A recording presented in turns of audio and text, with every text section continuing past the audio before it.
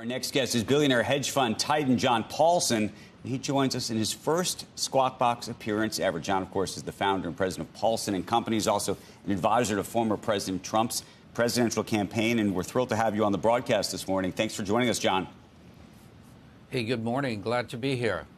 There's about a million things to talk about, including the markets and the Fed. But I want to start with this election. And I actually want to start with a headline that was made just yesterday by former President Trump, because I think we're all trying to understand his plans as they relate to tariffs. I'm sure you saw that one of the things that he said was that he plans to put a 200% tariff on John Deere tractors if, in fact, they were to move them and manufacture them in Mexico as opposed to here in the U.S. Obviously, he has a broader plan around tariffs as well.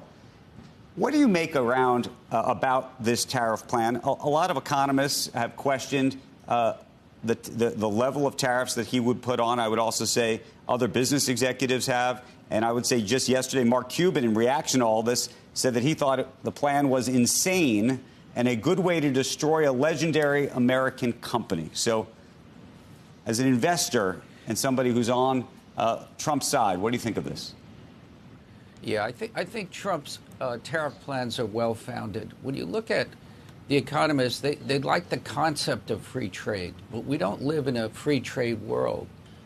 U.S. has minimal barriers to import into the U.S., but we face substantial both financial, tariff, and non-tariff barriers when we try and export. So as a result, in 2022, we had a $1.2 trillion merchandise trade deficit. We've lost thousands of factories, millions of jobs to foreigners because of the unfair trade competition. So what Trump wants to do is create an American manufacturing powerhouse and using tariffs as a way to level the playing field. So in the case of Deere, we now have a merchandise trade deficit of $150 billion with Mexico. Many U.S. factories are closing U.S. plants, relocating to Mexico, taking advantage of the cheap labor, and then importing the goods duty-free back in the U.S. What does that do for America? So by using tariffs strategically, we can strengthen American manufacturing and increase real wages for American workers. So, but what do you think of Deere's, for example, comment last night, which was to point people to the idea that there are certain types of manufacturing that they believe may even have lower value, if you will, lower value add, and that they want to sort of move up the chain. They want that to happen in the United States. They believe that the other manufacturing should happen elsewhere, and that it would hurt ultimately the company if they weren't able to do it this way. Well, when you look at overall the policies, what you see is a hollowed out American manufacturing base. And we need to protect American jobs and protect American manufacturing.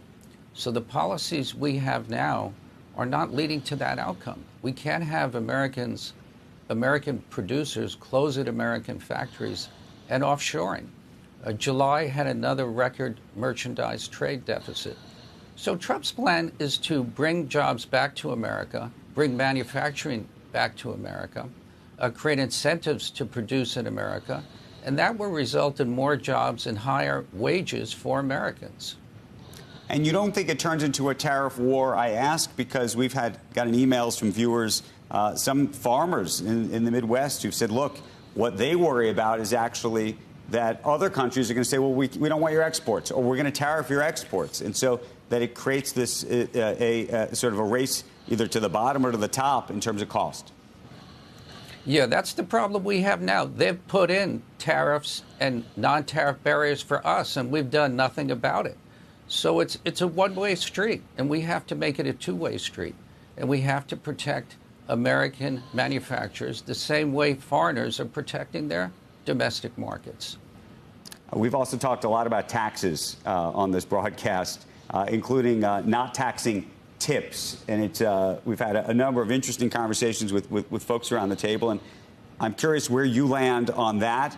And one of the things that people say is, what about a teacher or a nurse or somebody who is not paid an extraordinary amount of money, but does not get their pay in the form of tips, and yet a waiter or a taxi driver or somebody else who would be getting their income in the form of tips, maybe the exact same amount of money, would not be taxed in the same way.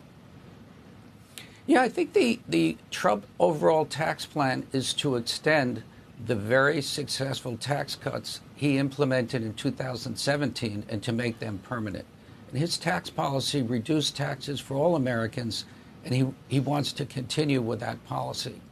The proposals that he made today protect those that are having the most trouble meeting expenses in the economy. And his proposals allow the American workers to keep more of their hard-earned earnings. I'll give you an example. Under Trump, real wages grew 7.7%. Under Biden, they've declined 2.1%. So the American worker is the most vulnerable. So the tax policies he articulated, no tax on tip, no tax on overtime, no tax on Social Security, they benefit the people that need the help the most to restore their income so they can meet the higher cost of living today.